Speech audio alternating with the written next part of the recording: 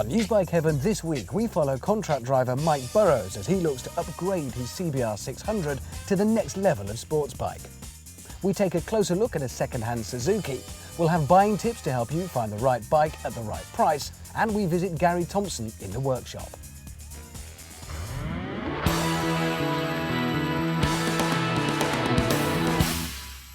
Yes, that's right, super sport bikes on the show this week, and with us our buyer of the week, Mike Burrows. Hi Mike, welcome to the show.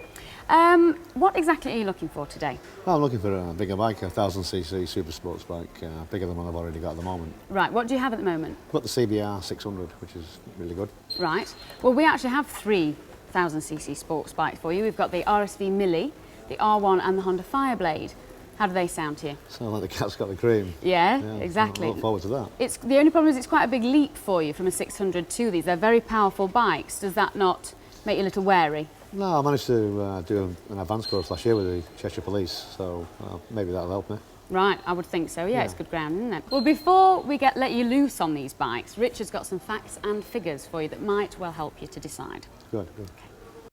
Well, there's no doubt that these are three of the hottest sports bike on the market today. First up, the Aprilia Millie. Launched in '98, the Millie today has a healthy following amongst sports bike riders who fancy something just a little bit different. It is the odd one out here with its 60-degree V-twin engine, and that means more than just a different noise. Though it is a gorgeous noise, it means a totally different riding experience that some love and some hate. Stepping straight off his CBR 600, Mike may miss his high-revving, screaming Jap 4, or he may love the low-down, torquey power delivery of this Italian stallion. Either way, the sharp and distinctive design makes sure it stands out from the crowd and oozes flair and style. This particular bike is a 2000 model and is reading 10,500 miles, which is slightly above average. It's for sale at £1 under £5,000, which makes it the cheapest of today's trio.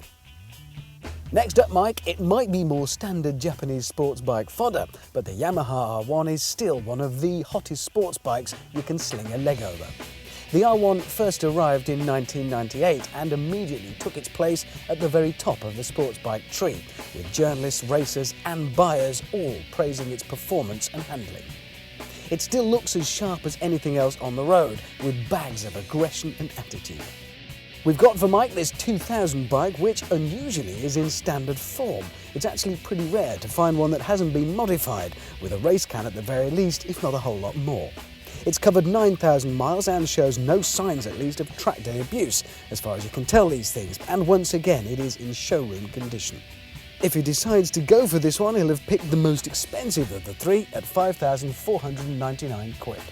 And finally, familiar territory really for Mike, the Fireblade. When the Blade first arrived way back in '92, it scared the pants off everyone who rode it, but everyone kept coming back for more. Over the years it has softened a little, and now, compared to some sports bikes, can be said to offer at least a nod in the direction of comfort. Capacity still hovers around the 900cc mark, and it can still pack a mighty punch with huge amounts of power. It may be slightly more livable with than the ruthlessly focused R1, but it still gives fantastic performance and handling, and it ain't bad to look at either. This 2000 model Blade, actually a CBR 900 RRY, to give it its full name, has covered just 4,000 miles. Some of them quite probably careful. Once again, it's in showroom condition, and strangely once again, there's no race can or modifications from the previous owner. £5,199 is the price, right in the middle of our three for today. Right then, Mike, so these are your three beasts for today. What do you think of this lot? Well, the birthday's in January, so it's Christmas and It's all come at once, I'll say. Well, we're going to start you off with the Millie. Richard's given you some facts. Have you ever ridden a V-twin before? No, never had the pleasure of a V-twin, but well, it's a completely different kettle of fish to what you used to. So go steady. We'll give it a bit of welly at the same time, within reason, obviously, and bring it back in one piece, and yourself, if you wouldn't mind. I certainly will. Thank you. Enjoy.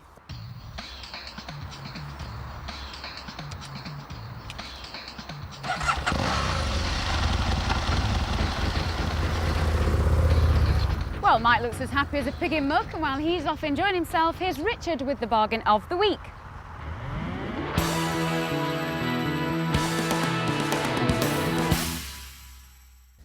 Now let's try and be fair here. Not every bike can be born a superstar bike. Not every machine is going to adorn the walls of teenagers' bedrooms on posters or grace the covers of all the bike mags. Some bikes, well, they're just bikes really. Things like the Suzuki GSX-F 750. Just because it wasn't born with the sexy good looks of the R1 doesn't mean we should ignore it. In fact, if you're looking for a machine to actually use as a second-hand buy, it could make a lot of sense.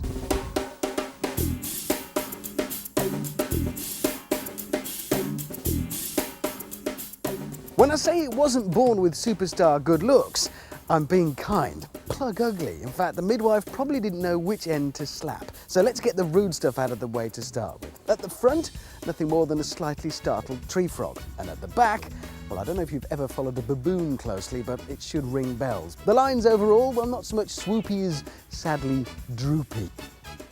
Harsh, but true. But it's not all bad news. For a start, it's very, very cheap. This S-Plater with what, 11,000 miles on the clock is up for 3,499 quid.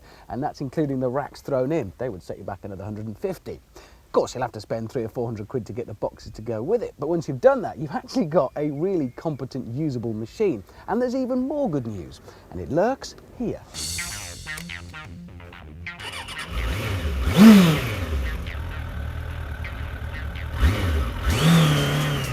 Okay, so it's not the throatiest sounding engine note you've ever heard, but the engine itself is a direct relative of the GSX-R motor, the oil-cooled superhero of a million custom street machines and special builds. There must be something about this motor that works because so many people use it.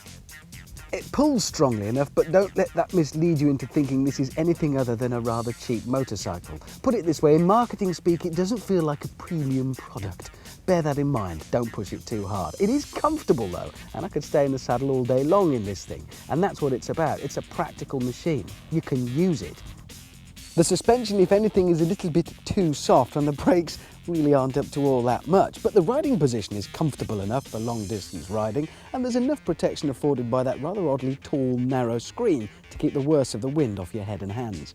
If I were to buy one, I would be tempted to beef up that suspension and the brakes as well, but then that is starting to miss the point of the machine.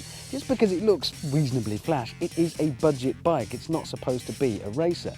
When Suzuki launched the GSX-F and subsequent incarnations of it, no doubt they had perhaps people for whom this was their first big bike in mind, or those who wanted to use it to commute every day of the week and for that once-a-year trip to the south of France and back. And for all of those purposes, it's ideal. It's really not trying to kid on that it's anything other than a budget bike that can handle your daily commute, perhaps with a bit of touring thrown in as well. It's certainly more about being brisk rather than overtly quick, but it's a very easy machine to live with, and of course it is pretty cheap. If you think it's the thing for you, you can pick one up for anything from 3,000 to about 3,800, depending upon the age, the mileage and the general condition. To close, I reckon, put it this way, if the Yamaha R1 is a Hollywood superstar, this is a plumber. Maybe not as glamorous, but a darn sight more use in day-to-day life.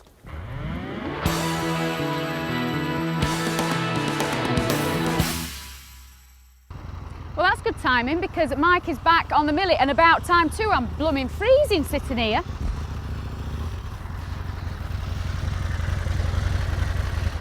Well, it all looks to be in one piece, and so do you. Yep, You've looked after it, obviously. Yep. What did you think? A lot of power. Yeah? What about the V-twin? Are you into them or not? Scary. Yeah? A bit scary, aren't it? Bit too much power? Yeah, it seems to be for me. Now this is actually the cheapest of the three bikes we've got today, and it's a pound under £5 grand.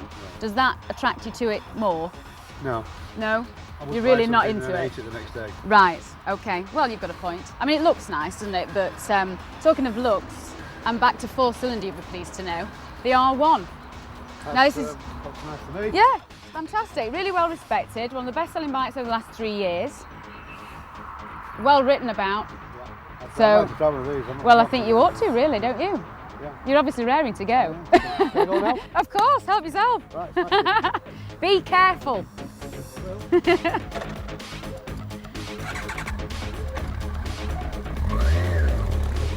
Well, Mike's off enjoying himself and having a whale of a time by the looks of it. Here's Gary Thompson with a few hints and tips to help you in the workshop.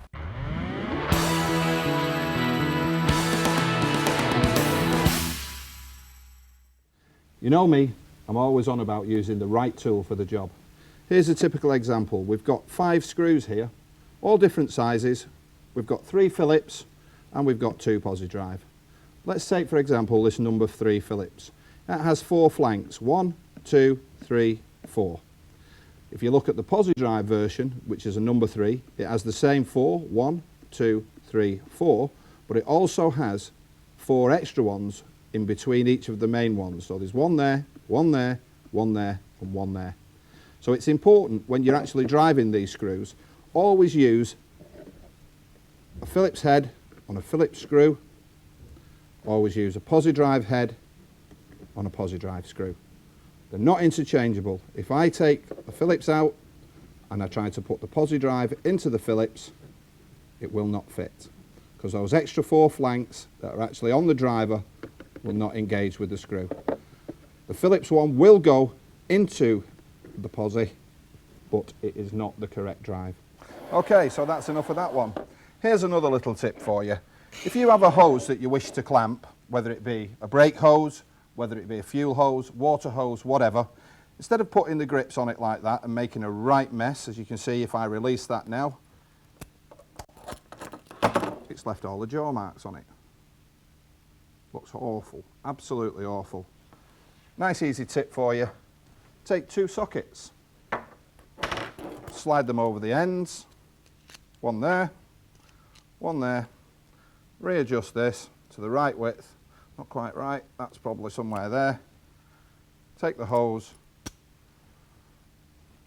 there it is, done. We can take those off now. No marks. That's the jaws. Well, you tell me, where was it fitting on there?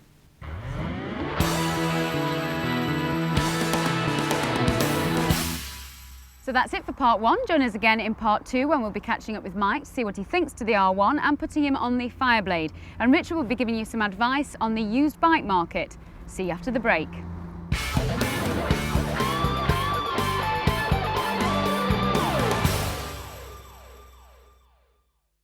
Welcome back to Used Bike Heaven, and we've managed to catch up with Mike on the R1, which wasn't easy because I think he's liking it a little bit too much, this one. Is that right? It's awesome. Is it? It's well, get off and magic. tell me all about it then. I might want to stay on this one. Well, I gathered that, but what is it that's so special about it? Oh, you put the power on, the power's all there, as smooth as you like, right the way through. I'll never get it to the end of the power, but this Really? can shift. This is a flying machine. Vibration? No vibration. No, so different to the Millie then? Yeah. No In cramp. every respect? Gears are all there where you want them. Right. So Lovely. altogether more controllable. What, is it comfy? Lovely and comfortable. Really? Suspension's brilliant as well. So you could do a few miles on this Oh, one yeah, then? yeah. Right, now this one's $5.5 grand, so you've gone slightly up, Yeah. but you're still well within your budget. Yeah. Is this a possibility? Oh, yeah, yeah. Really? Without a shadow of a doubt, yeah. Really? Well, you just seem, I mean, You'd have to tear me off it. Even my son-in-law from Scotland will move back down if I had one of these. Really? David Stewart, yeah. Yeah, because they look the bit, I mean, out of all the bikes that we've got, I think the R1 looks the business. It looks, yeah, aggressive. It looks aggressive and a Yeah. bit sexy. Yeah, Yeah? I agree with you, yeah. Fantastic. Well, we've saved, because you are a Honda man at the moment, Yep. so we've saved the Honda. That's my bike's big brother, yeah? That's exactly it. So it's probably going to be out of the 3 of them the most similar, Yeah. but only in the fact that it's a Honda basically, because obviously the power and the handling is going to be all together. It's still 4-cylinder obviously, so We'll see what that would you one's like to? yeah? Yeah. Tell us what you think. Go steady, I know I've said it before. It's the blade party time.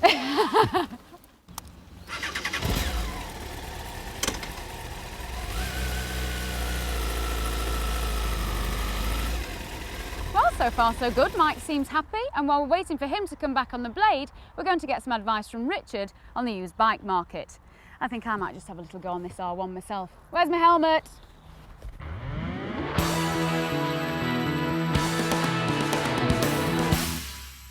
Now, if you're lucky enough and minted enough to be buying new bikes, and it's not too difficult every year, you buy that year's mega bike and then chop it in next year for another. But if, like most of us, you're buying second hand, then it can be just a bit more complicated. So every week on the programme, we're going to bring you a couple of tips that should help you make sure you get the right bike for the right money.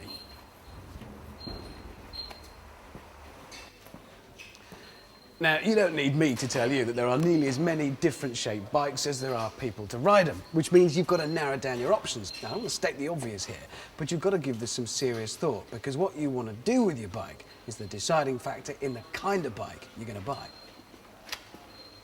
And you've really got to try to be honest with yourself at this point, because if you get it right, you've got a friend for life, but if you get it wrong, well, you're stuck with it. For instance, say you choose a big heavyweight tourer. Marvellous if you are planning to tour the south of France with your other half on the back. But if all you're planning on is the odd Sunday morning scratch with your mates and commuting to work, no, I don't think so.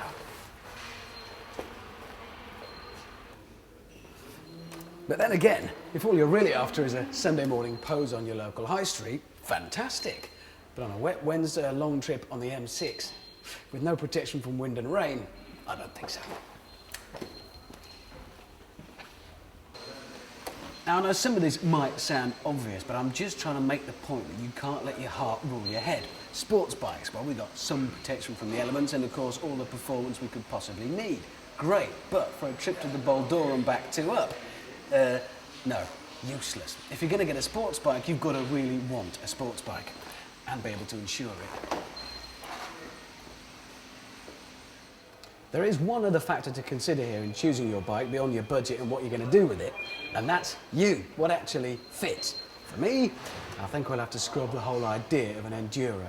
The point is, somewhere out there is the right type of bike for you. You've just got to find it. And as good a way as any is to pop down to a local dealer with a lot of bikes and try them on. You wouldn't buy a pair of jeans without trying them on first, and your bike is going to cost just a couple of quid more.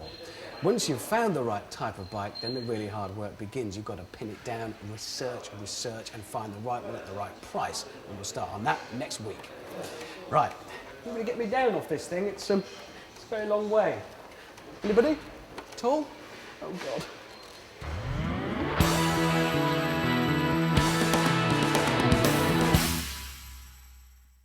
Ooh, decisions. Mike's nearly back on his third and final test. The Fireblade. I don't know which way he's going to swing this, I tell you. Hiya, Mike. How've you gone on? Oh, brilliant. Yeah, do you like that one? Yeah, superb. And what do you like about it? Oh, it's definitely a wolf in the old sheep's clothing, this one. Yeah, this Are there is, any surprises. similarities to your CBR 600? It is very similar, but it's definitely a big brother. Yeah? You know, you really can't put it against mine. A lot faster, obviously. Murder, man. Is it? And was it as fast as the R1, do you think? You're tough one. I think the R1's got the edge on the speed. Right. And what about handling and response? It's perfect. It dives in. You're in control again? Yeah, it's clean, it's crisp. Right. It's really so it's good. fair to say you feel a lot safer then on these two than on that one? Certainly, yeah. Right, okay. Now brakes, what about brakes? I thought the brakes were better on the Honda than the R1, especially the front. Right. They are used bikes, maybe it needs a new front brake, I don't know. Yeah. Now this bike's been around 10 years now, and it's supposedly one of the comfiest bikes. Would you agree with that? Yeah, it was the comfiest out of the three that I was on today. Was it? Yeah, especially for an old man who's back like me. Definitely. Right, okay. Now it's £5,200 that, so it's in between the two. Is that at this point making any difference to you? No, it's a lot of bike for that kind of money. Yeah, and you're well within your budget anyway, aren't you? Yeah. So you're happy with the three that we've chosen for you? Yeah. Relatively, apart from the Millie. Yeah, you've got your wolf in the sheep's clothing, you've got the foxy lady, and you've got the black pig. I thought you meant me then when you said foxy lady. Never mind. Right, well, let's go on then. So give me the good and bad points about the Aprilia. The good point is about you can really wear a pair of thick gloves so it'll stop the vibration on it. Yeah. Was there anything you liked about it? Because you're not giving me much. It gave me too much problems with the gears. I was too tight on it. It gave me too much power all at once. You weren't comfortable at all, were you? I couldn't wind it on and judge it. It was always wanting to hammer me, so right. I couldn't get used to that. Yeah. This one was the smoothest one. Was it? You could wind it on as nice as you want. Yeah. And I don't think I'd ever be able to wind it up fully because Right. there's just too much there. So you felt with the R1 then that basically you could ride it as you want to ride it. If you want to open it up a bit, you can do that. If you want to just ride it a bit easier, you can do that. It must be the injection fuel or carbs or whatever it is on that. Yeah. It's really smooth. Yeah. And what about the Fireblade? Good and bad points? All pretty good. Really? Just not quite as smooth as maybe the R1. Yeah. But still a real good smooth bike. Right. Well, I mean, don't tell me. Have you made your decision? It'd be a struggle. Oh, don't tell me yet, because we have Richard with a recap. So what's it to be, Mike? Will it be bike number 1, Aprilia's RSV Millie? This is the bike that you described as a black pig. We like to think of it as an Italian stallion, and we'd like to see you try and ride it in boxing gloves, Mike. Or will it be bike number 2, the red-hot Yamaha YZF R1? This one you described as a sexy fox. Steady on, Tiger. But we can see how its curvy looks and sizzling performance could get you all revved up. Or, Mike, will you remain faithful to your first love and stay with Honda for the still mighty Fireblade? It's got the longest pedigree of the 3, which is actually a nice way of saying it's been around for the longest. So come on, Mike, we know it's a tough decision, but the choice is yours. So Mike, it's make your mind up time. Which one is it going to be?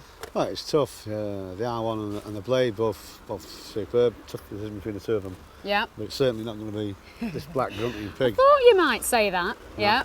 Yeah. My friends have just swapped their 4 inlines for these, but it's not for me. No. That's why the exercise today, having ridden these bikes, has made Very it easy for me important now. to get on a bike before you go out and buy I'd have it. cried about this one. I'd have laughed about that one, and the same with that one. Yeah. So basically, it's the R1 or the Blade for you, but you are definitely not a V-twin man. No. If anything's got the touch on it, it'd be the R1. Fantastic choice.